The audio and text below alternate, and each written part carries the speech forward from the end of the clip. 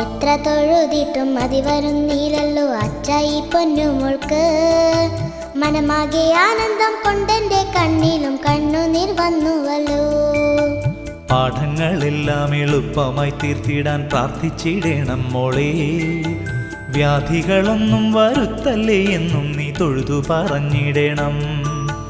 ഭക്തിയോടെന്നും ആ നാമങ്ങൾ ചൊല്ലിട്ട് പാദം വണങ്ങിടുമ്പോൾ ചിത്തശുദ്ധിയോടെ ജീവിക്കുവാനും അനുഗ്രഹമേകുമല്ലോ.